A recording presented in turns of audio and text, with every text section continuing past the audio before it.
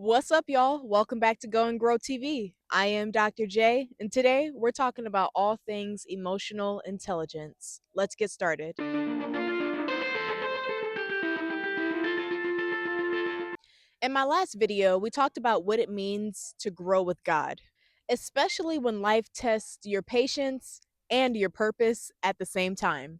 And if you stayed until the very end of my last video, you saw the special tribute that I posted for my godmom, a woman who taught me patience, resilience, and the art of new beginnings. And today we're talking about something that sounds academic, but trust me, it's deeply spiritual too: emotional intelligence. Okay, so let's dive in. So, I want you to think of emotional intelligence as emotional maturity with a master's degree in self awareness. If you've ever wondered why some people stay calm under pressure while others tend to spiral, or how to understand your feelings and still keep your faith, then this episode is for you. Part 1: Defining emotional intelligence. So, what exactly is emotional intelligence? Let's talk about it. So, emotional intelligence is your ability to recognize, understand, and manage your own emotions while also being able to understand, relate to, and positively influence others as well. In other words, it's not just about being in your feelings, it's actually learning how to work with them. Because here's the thing: feelings are not facts, but they do hold a lot of information. I tend to think of feelings like divine notifications. Not always convenient, but definitely important to check. So, emotional intelligence helps you read the message without letting it ruin the moment. When we develop this kind of skill, we make fewer assumptions, we create healthier boundaries, and we make decisions rooted in clarity and not chaos. Now, here on Go and Grow TV, that's growth: emotional, spiritual, and mental. In the last episode, I said that growing with God isn't just about what you do, but rather who you become. And emotional intelligence, that's the inner work that shapes that becoming. For example, Jesus modeled it perfectly. He didn't just respond to people's words, he perceived their hearts. He knew when to walk away, when to teach, and when to rest.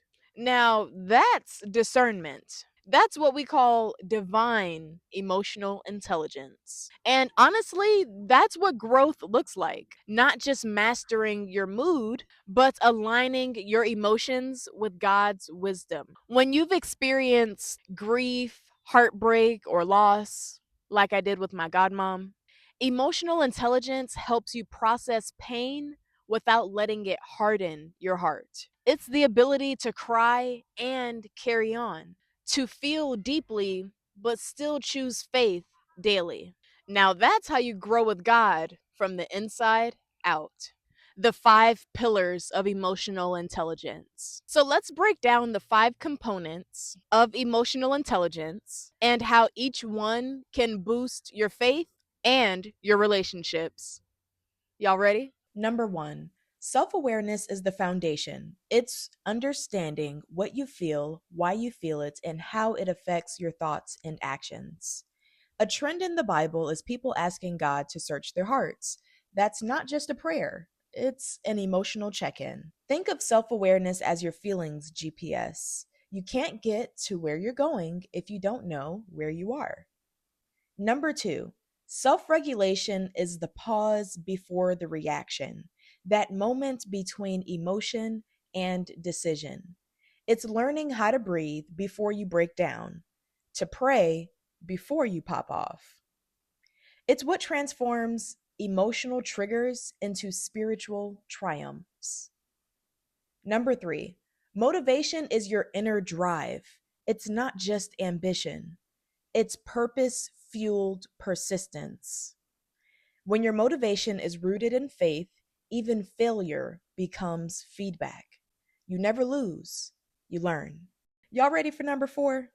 Empathy.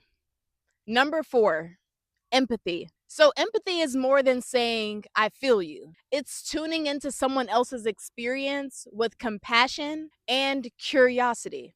Because in God's classroom, empathy is how we practice love without limits. And let me add this, there's a big difference between sympathy and empathy.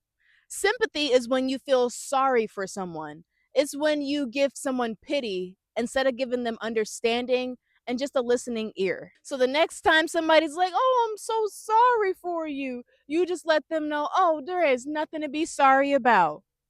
Because whatever the experience was, it taught you something, even if it was a hard lesson to learn. And last but not least, number five, social skills. And finally, this is how you bring all the skills together: self awareness, self regulation, motivation, and empathy are all brought together through social skills combined. Now, what does this mean? This means healthy communication, setting boundaries, listening with intention.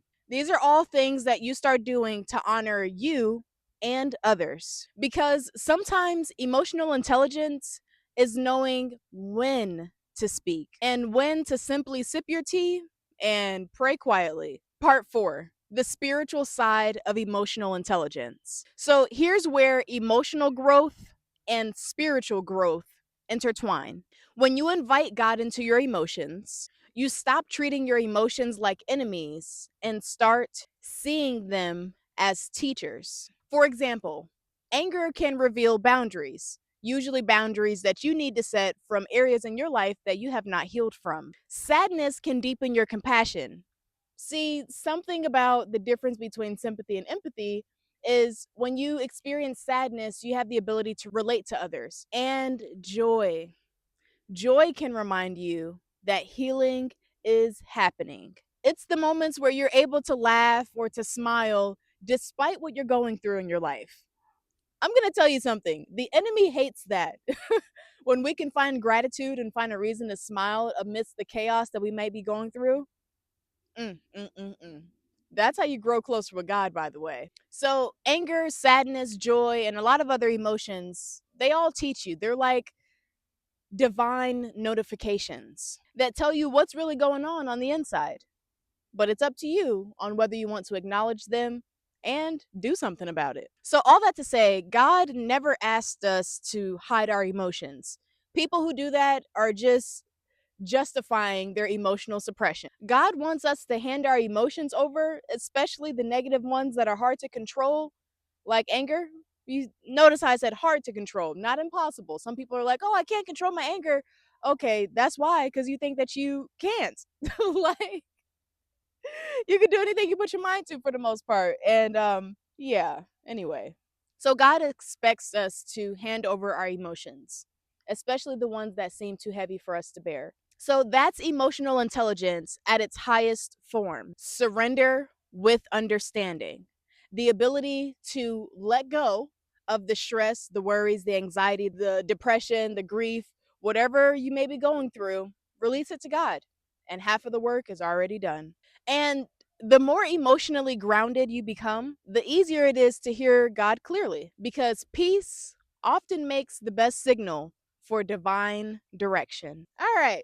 So here's my call to action to you. We'll call part five the Go and Grow Challenge. All right. So it's time for you to go and grow this week. So here's the challenge: each day, take one emotion you feel strongly, whether that be joy, frustration, stress, gratitude, whatever it might be. Ask yourself three questions. One, what message is this emotion sending me?